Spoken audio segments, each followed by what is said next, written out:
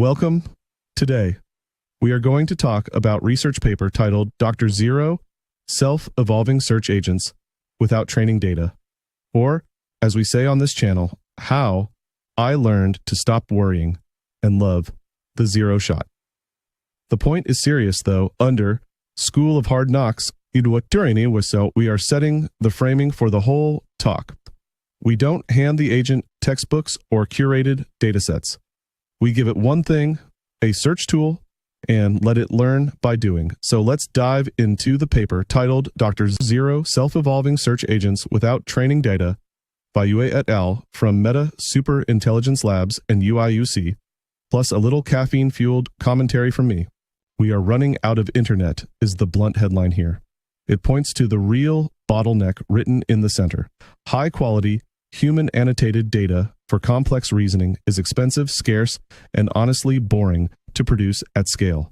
You can label simple facts all day, but multi-step reasoning needs careful, consistent explanations, and that costs time and money. The goal line makes the pivot. We need agents that get smarter without humans holding their hands. And the YouTube comments, a joke lands the warning. If we keep training on low-quality text, we do not get better reasoning. We just get louder noise. So to handle this data scarcity, here is one hypothesis. Can we build a curriculum where the AI writes the test questions and then takes the test itself?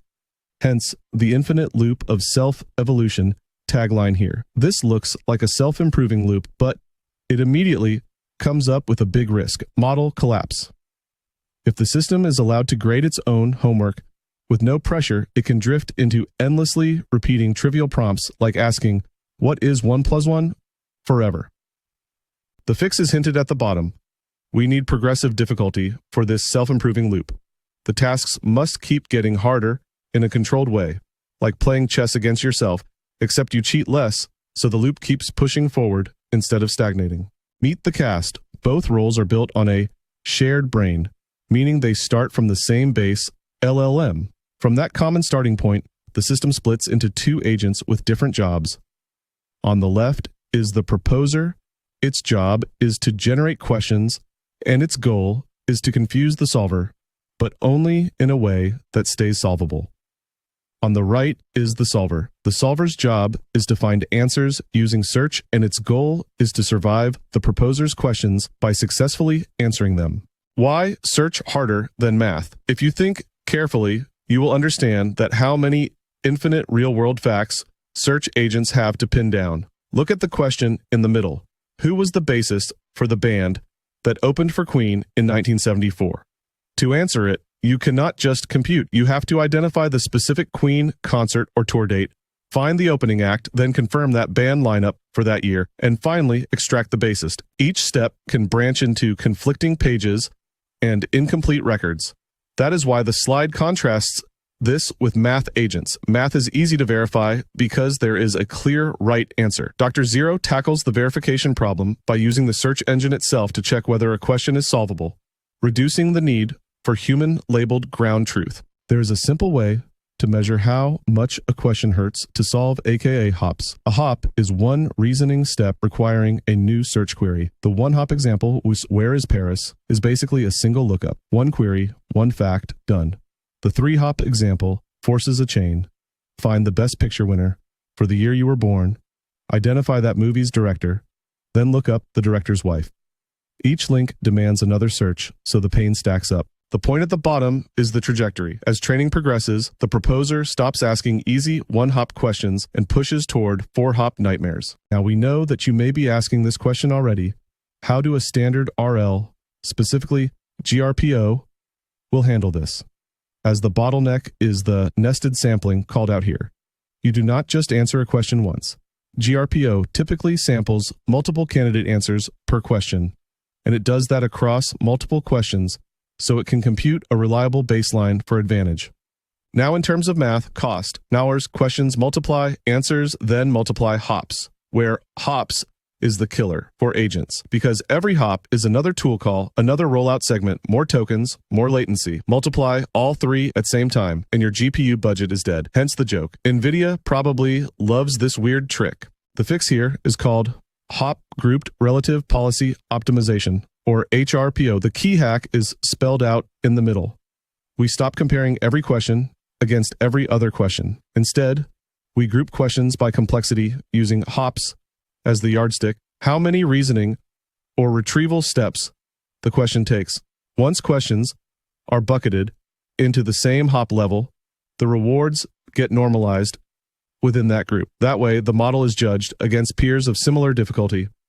The punchline at the bottom captures why this matters. Comparing a sprint to a marathon is unfair. HRPO makes sure we compare apples to apples.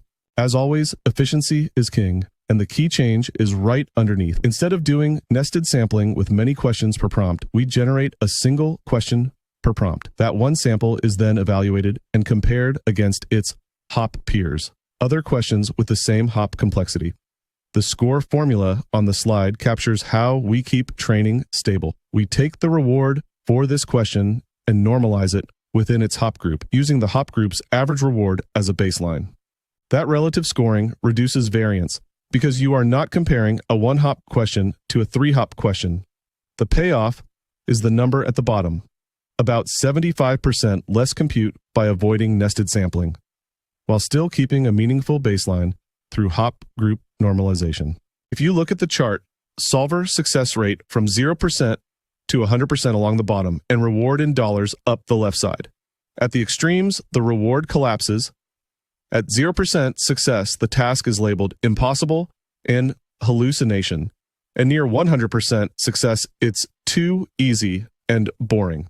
The peak sits in the middle, marked the Goldilocks reward and the learning zone, where the solver sometimes succeeds, but not reliably. That is the point what researchers are pointing. We pay the proposer to find the exact edge of the solver's ability. Hard, but solvable. The formula R is proportional to n minus k, implements this by paying more when fewer of the on attempts succeed, but not when k is 0. The training montage is a quick snapshot of how the two agents level up together across iterations. As the proposer invents new challenges and the solver learns to handle them, the topics escalate from ordinary questions into stranger territory, hinted at by the phrase quantum entanglements. The caption makes the point sharply. By iteration 4, they are discussing philosophy in a language we don't understand, a sign that complexity is emerging beyond human-designed prompts. The dynamics note adds a timing pattern. Performance tends to peak after about 50 steps per iteration. Then the next iteration raises the bar, effectively letting the agents build and rebalance their own curriculum. Look, no hands. The results chart on the screen highlight the comparison, a supervised baseline. Few-shot SFT search R1 sits at 0.323, while Dr. Zero, no data, reaches 0.347. That is the key contrast. Few-shot plus supervised fine-tuning versus a system that uses no human labels at all. The takeaway text at the bottom makes it explicit. Dr. Zero matches or beats supervised baselines on NQ, Trivia QA, and Hotpot QA, and the comic Noye caption jokes. Imagine how good it would be if we actually helped it, underscoring how surprisingly strong data-free self-evolution can be. The next thing, which researchers analyze, is that not all zero data approaches land in the same place. The main headline here is the gap. Dr. Zero beats other self-evolving methods by roughly 27 to 40%. The reason is called out underneath. HRPO lets training focus on complex, multi-hop queries, the kind that require several linked steps of search and reasoning. Competing self-evolution methods tend to plateau because they keep generating and solving the easy one-hop stuff. And in the end, our intuition. If your self-evolution strategy is basically guessing randomly, you do not get a meaningful curriculum, you just get noise. I think at the point, we can confidently say that the future of LLM training is self-taught training, mostly. And the key takeaway underneath is bold statement. Complex reasoning and tool use can emerge solely from self-evolution. In other words, you do not need a huge, hand-labeled dataset for an agent to start learning how to think through harder problems and use tools effectively. But the paper also flags two limitations. First, gains flatten out after about 3 iterations, so the self-improvement curve hits a plateau.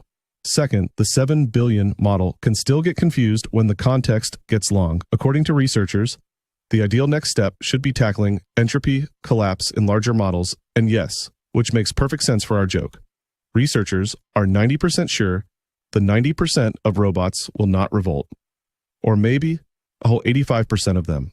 In terms of TLDR, 3 takeaways.